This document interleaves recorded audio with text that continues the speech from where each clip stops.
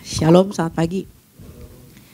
Ya, pesan Tuhan di minggu ini yaitu tentang hati yang bersyukur, ya. Hati yang bersyukur akan merubah perilaku kita.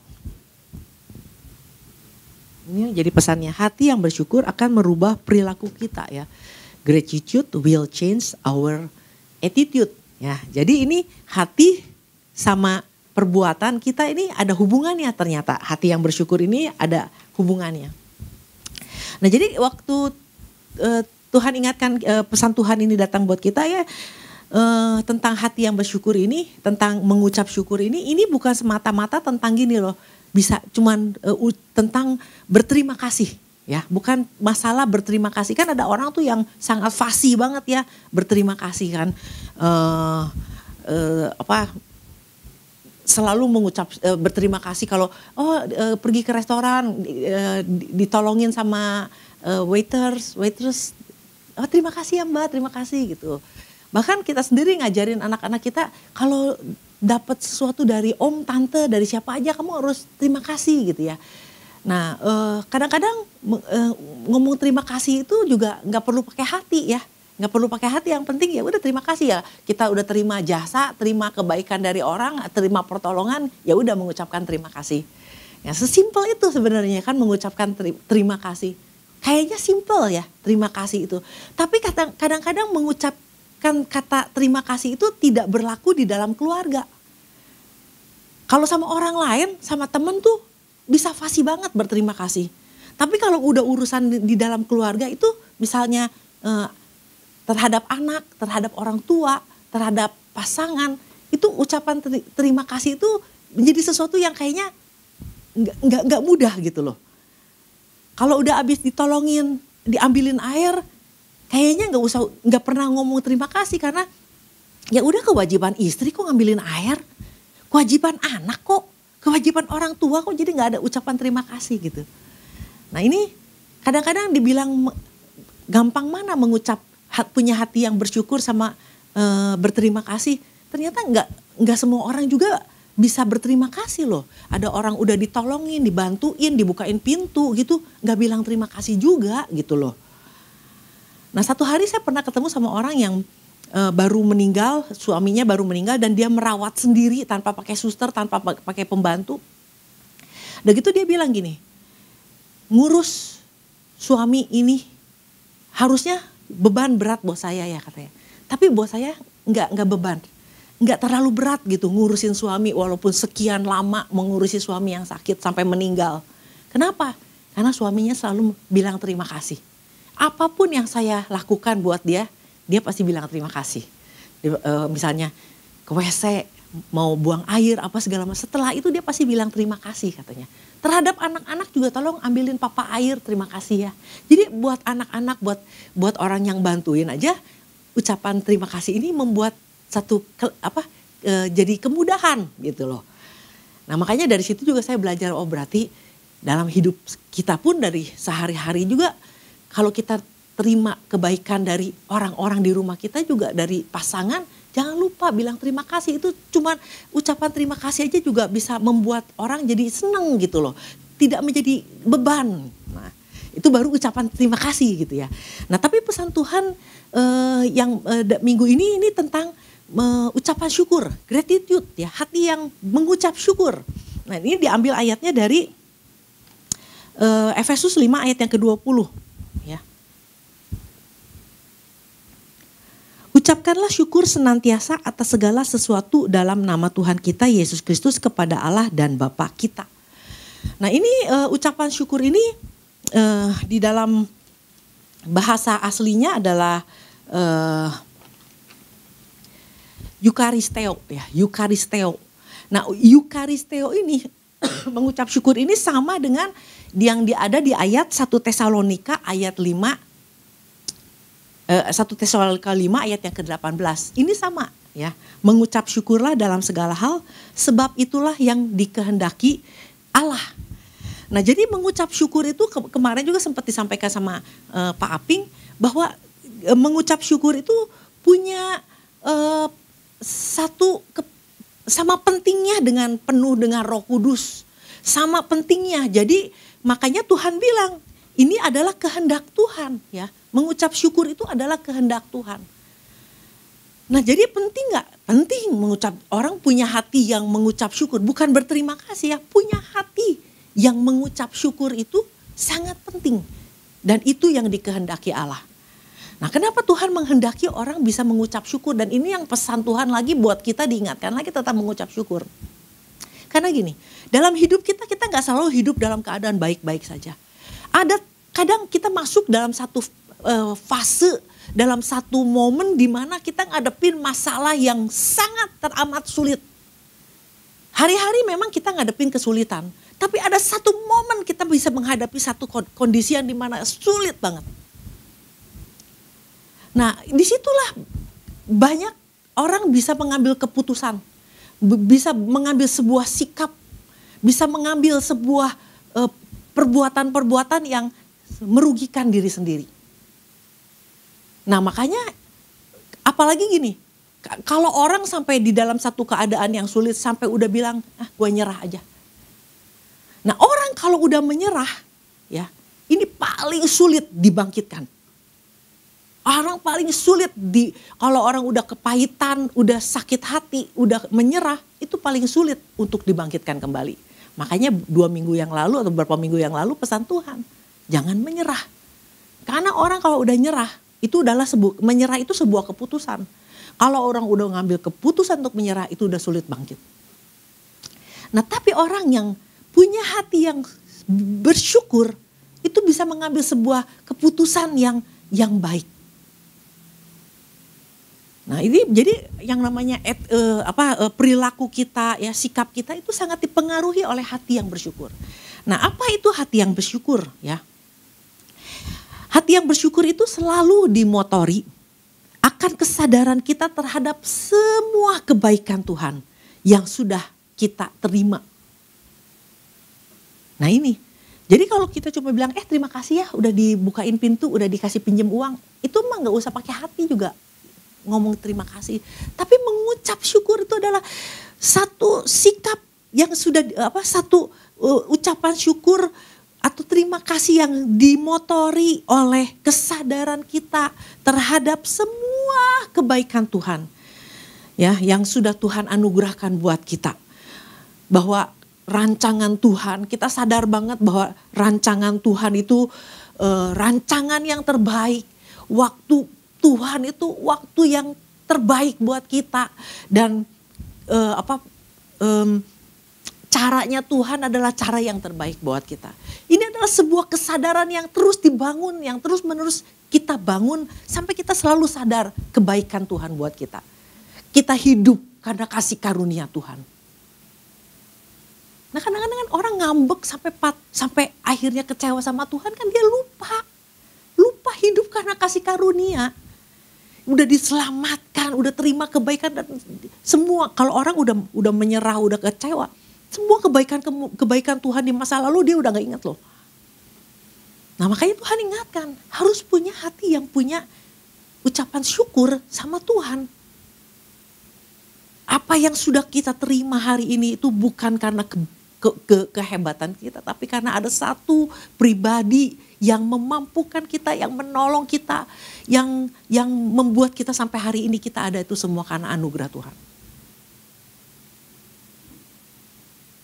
Jangan kita selalu kecewa dengan hari ini yang kita terima detik ini, kita lupa nih semua yang ada di belakang tuh yang pernah kita terima dari Tuhan. Nah, jadi mengucap syukur tuh dimotori oleh satu kesadaran itu. Penting gak? Penting. Kalau kita selalu ingat kebaikan Tuhan, maka apapun yang kita hadapi, kesulitan yang paling sulit pun dihadapi, kita masih bisa mengucap syukur sama Tuhan. Nah, makanya kemarin ada 4 level orang yang mengucap syukur tuh. Ada yang gak pernah mengucap syukur, ada yang bersungut-sungut, ada yang mengucap syukur karena kebaikan. Nah, level yang paling tinggi ini adalah orang-orang yang punya kedewasaan iman. Kalau orang udah punya kedewasaan iman, dia tahu keberadaan dia hari ini karena kebaikan Tuhan. Dan itu selalu dia ingat. Nah, kalau kita ingat kisah tentang Ayub ya, Ayub siapa sih yang gak kenal Ayub? Ayub adalah orang terkaya di bumi bagian utara. Jadi bukan dia kaya di sebuah kota, tapi di bumi bagian utara, artinya dia di wilayah utara tuh dia paling kaya. Ya, kalau kita lihat kita lihat Ayub dulu nih. Nah, jadi tapi dalam satu hari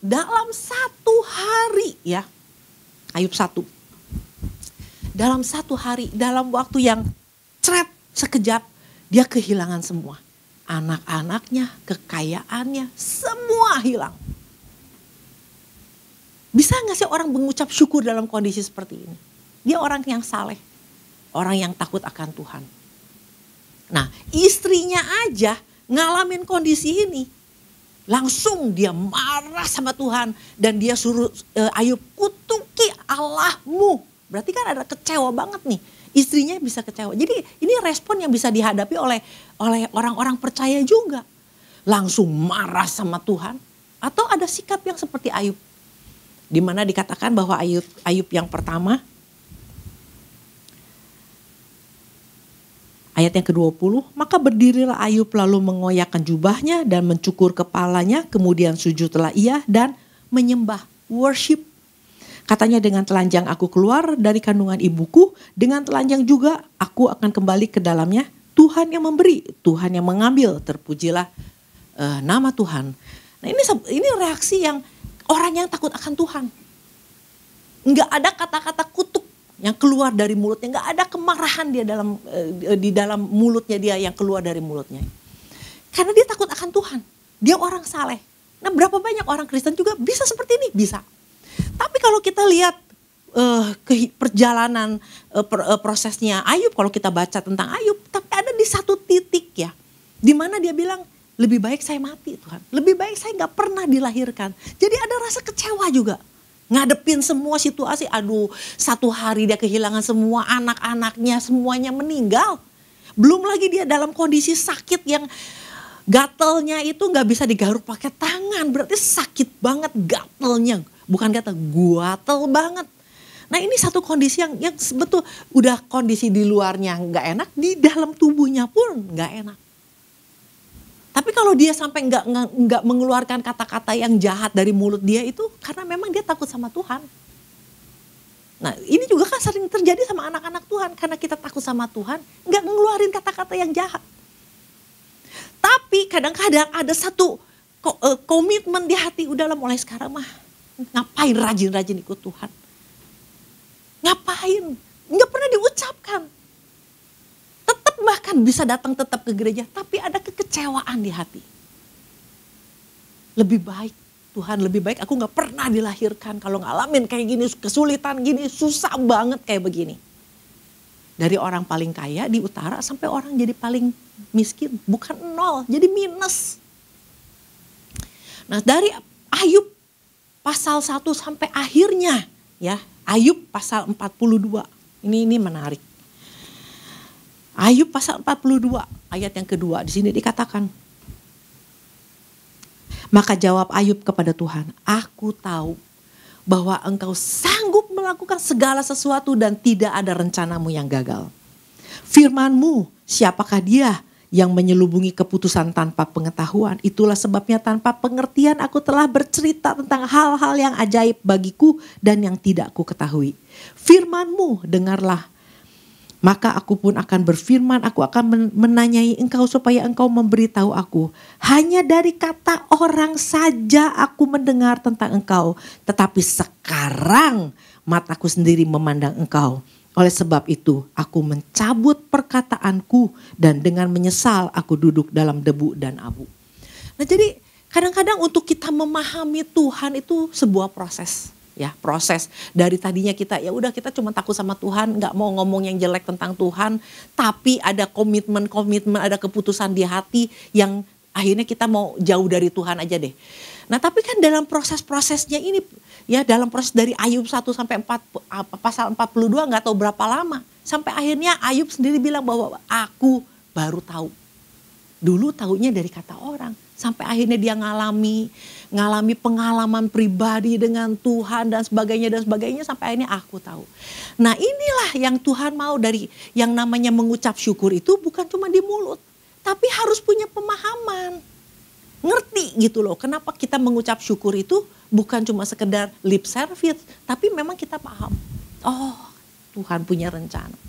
Bahwa selama ini yang Tuhan lakukan buat saya. Dan ini yang Tuhan mau dari kita. Nah makanya dikatakan bahwa dari situlah Ayub bertobat. Dia cabut perkataan-perkataannya.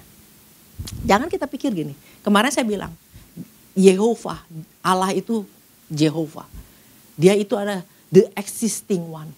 Jadi jangan kita pikir, apalagi gini, dia Tuhan maha tahu. Dia tahu kalau kita, walaupun gini, nggak diucapkan loh kata-kata yang kita nggak suka sama Tuhan, kita marah sama Tuhan, kita kecewa sama, nggak diucapkan. Tapi tingkah laku kita, komitmen di hati kita sudah berubah. Tuhan tahu kamu kecewa. Nah tapi kalau orang yang tahu punya hati yang bersyukur sama Tuhan, dia tidak kecewa sama Tuhan. Tapi dia paham bahwa ada rencana Tuhan, ada cara Tuhan, ada waktu Tuhan, ada rancangan Tuhan yang terbaik buat dia. Nah ini gak mudah saudara, gak mudah. Waktu kita ngalamin hari ini kejedok gitu, hari ini ngalamin kesusahan, hari ini hari ini nih duit dimakan orang miliaran nih.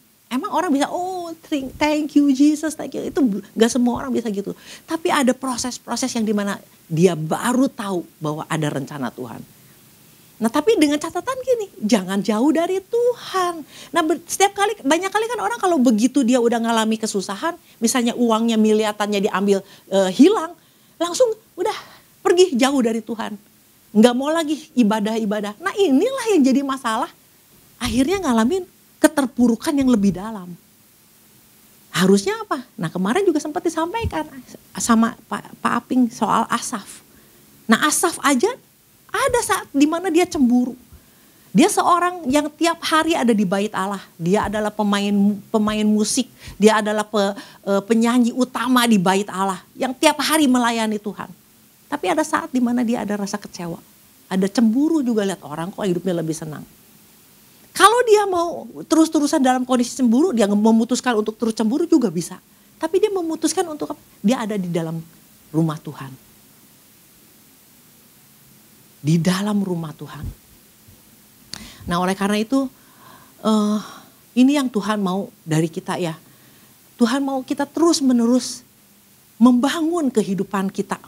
Ya, membangun kehidupan keyakinan kita seperti kemarin Daud juga membangun kekuatan iman, membangun kepercayaan itu adalah sebuah keputusan yang harus kita ambil. Karena kita nggak pernah tahu loh. Kadang-kadang masalah itu datang mendadak. Sama waktu kita punya hotel dulu, nggak pernah terbayangkan tuh pagi-pagi dibangunin hotelnya kebakaran. Dalam 1 hari hotel hilang. Coba. Gak ada yang pernah tahu loh. Tapi nah oleh karena kita gak pernah tahu apa yang bakal terjadi, siapkah? Cukup siapkah gitu loh hati kita. Nah kecuali kalau kita hidup dengan hati yang bersyukur. Dibangun dengan sebuah kesadaran bahwa saya harus membangun kehidupan rohani saya. Saya harus terus membangun kedekatan saya dengan Tuhan. Gimana lah caranya, pokoknya membangun kehidupan hubungan dengan Tuhan. Karena kita gak pernah tahu apa yang bakal terjadi. Nah jadi ini penting gak? Jadi sekarang ini penting gak punya hati yang bersyukur? Penting. Karena itu sangat menentukan keputusan-keputusan kita. Nah kadang-kadang punya hati yang bersyukur itu juga adalah sebuah keputusan yang harus kita ambil hari lepas hari. Sama seperti Daud. Daud juga ngalami banyak tantangan loh. Dia jadi raja pun juga ada tantangan anak-anak, ada tantangan dengan bangsa yang lain, ada masalah di dalam kerajaan, ada masalah. Tapi kan kalau kita baca ya di dalam Mazmur dia selalu bilang gini, aku hendak bersyukur kepada Tuhan. Jadi ada satu keputusan. Kenapa? Untuk bersyukur itu harus punya satu keputusan yang harus kita ambil hari lepas hari. Dan orang gak mungkin bisa bersyukur kalau dia gak pernah tahu dia hidup karena kasih karunia Tuhan. Nah Daud mah sadar banget dia hidup karena kasih karunia Tuhan, kebaikan Tuhan. Makanya tapi untuk bersyukur harus mengambil keputusan. Aku hendak bersyukur. Nah kalau kita lihat di dalam Mazmur 103. Ini ada satu momen di mana Daud mengajak seluruh bangsa ya, menyerukan kepada umat untuk memuji Tuhan dan mengingat kebaikan Tuhan. Dan ini memang ini yang harusnya ini yang namanya kesadaran akan kebaikan Tuhan ya, ini yang Daud lakukan ya. Mazmur 103 ayat yang pertama dikatakan, pujilah Tuhan hai jiwaku. Ya, dalam kondisi kita lagi terpuruk, lagi susah, memuji Tuhan kan gak gampang. Wah, pengennya mah ngamuk. Pengennya mah mengutuk, pengennya mah mungkin kayak gitu ya. Pengennya marah, pengennya lakukan hal-hal yang negatif. Tapi karena kita tahu kita adalah orang-orang yang pernah kita hidup karena kasih karunia Tuhan, mengalami kebaikan Tuhan, ada pertolongan Tuhan dan sebagainya. Dan kita yang sendiri yang harus menentukan, memutuskan untuk bangkitkan jiwa kita sendiri untuk memuji Tuhan. Pujilah Tuhan hai jiwaku. Pujilah namanya yang kudus, hai segenap batinku. Pujilah Tuhan, hai jiwaku, dan janganlah lupakan kebaikannya. Dia yang mengampuni segala kesalahanmu, yang menyembuhkan segala penyakitmu. Nah ini yang Daud ingat. Dia yang menebus hidupmu dari lubang kubur, yang memahkotai engkau dengan kasih setia dan rahmat. Saya lewat ke ayat yang ke-8. Tuhan adalah penyayang dan pengasih, panjang sabar dan berlimpah kasih setia. Tidak selalu ia menuntut dan tidak untuk selama-lamanya ia mendendam. Tidak dilakukannya kepada kita setimpal dengan dosa kita. Dan tidak dibalasnya kepada kita setimpal dengan kesalahan kita. Ayat yang 11. Tetapi setinggi langit di atas bumi, demikian besarnya kasih setianya atas orang-orang yang takut akan Dia. Sejauh timur dari barat, demikian dijauhkannya daripada kita pelanggaran kita. Seperti Bapa sayang kepada anak-anaknya, demikian Tuhan sayang kepada orang-orang yang takut akan Dia. Nah ini satu sikap. Jadi kalau kita mulai mau ada hal-hal yang mengusik kita. Ingat ini loh, apa yang Tuhan sudah lakukan buat hidup kita. Jadi sedih kalau baca kebaikan Tuhan ya. Nah inilah saudara.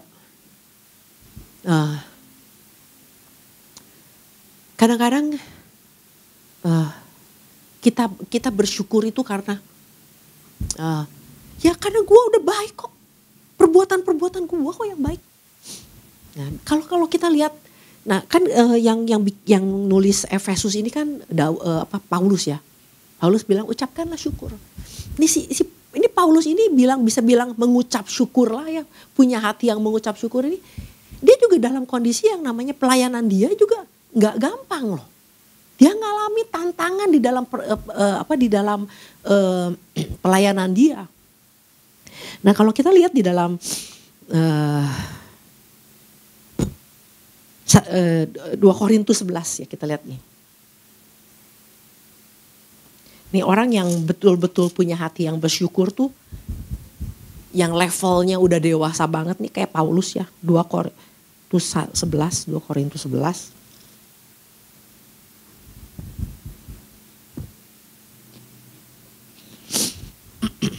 Oh ini, yang 1 Timotius dulu, 1 Timotius 1. Ini nanti kita balik ke situ. 1 Timotius 1 ayat yang ke-12.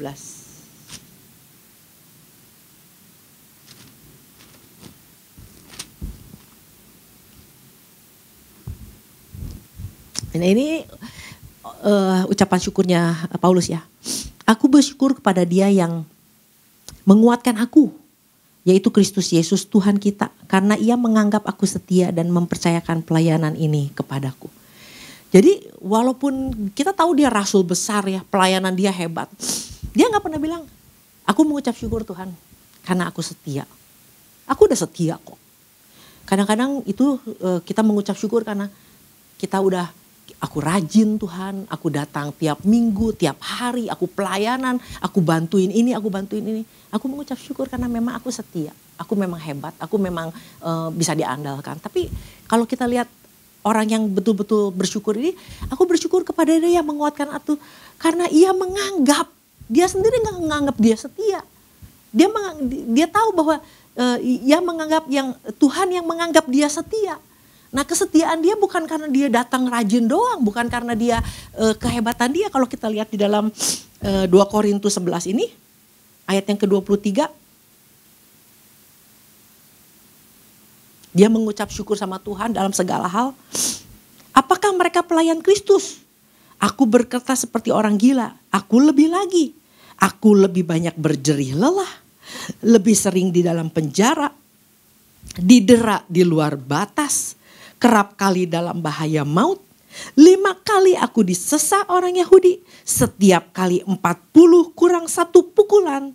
3 kali aku didera, 1 kali aku dilempari dengan batu, 3 kali mengalami karam kapal, sehari semalam aku terkatung-katung di tengah laut. Dalam perjalanan aku sering diancam bahaya banjir, bahaya penyamun, bahaya dari pihak orang-orang yang Yahudi dan dari pihak orang-orang bukan Yahudi, bahaya di kota, bahaya di padang gurun, bahaya di tengah laut, dan bahaya dari pihak saudara-saudara palsu, dan banyak berjerih lelah dari bekerja berat.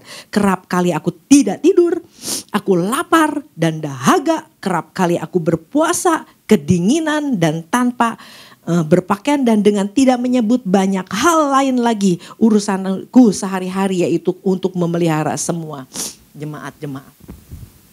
Dia gak bilang liatin hebatnya gue. Dia mengucap syukur karena dia dianggap setia. Karena apa? Walaupun tantangan yang dia hadapi banyak, dia tetap bersyukur sama Tuhan. Bukan karena dia yang hebatnya dia, tapi karena memang semua karena Tuhan. Nah jadi inilah saudara,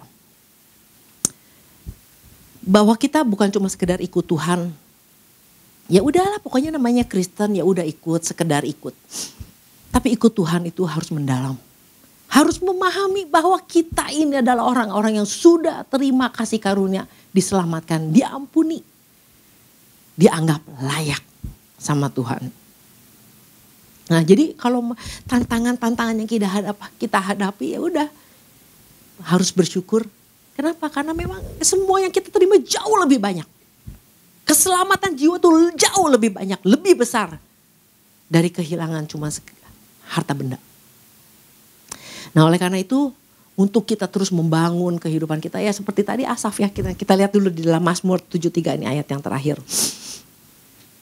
Di mana Asaf katakan ayat yang kedua 73 ayat yang ke-21. Ketika hatiku merasa pahit dan buah pinggangku menusuk-nusuk rasanya, aku dungu dan tidak mengerti seperti hewan aku di dekatmu. Tetapi aku tetap, ada satu keputusan ya, aku tetap di dekatmu, engkau memegang tanganku. Nah ini, dengan nasihatmu engkau menuntun aku dan kemudian engkau mengangkat aku ke dalam kemuliaan. Nah jadi untuk itu tetap datang sama Tuhan. Jangan karena kecewa, karena ada masalah terus kita lari jauh dari Tuhan. Kita malah memutuskan untuk ngurangin ini, ngurangin itu, mulai tadinya bersungguh-sungguh dan mulai hare-hare aja. Nah, kita tahu bahwa kita adalah orang-orang yang sudah menerima kebaikan Tuhan. Oleh karena itu biarlah kita terus membangun hati yang bersyukur. Hati yang bersyukur itu harus dibangun. Itu sebuah perjalanan yang terus perjalanan yang panjang sampai kita betul-betul bisa memahami Tuhan. Demikian firman Tuhan, Tuhan berkati.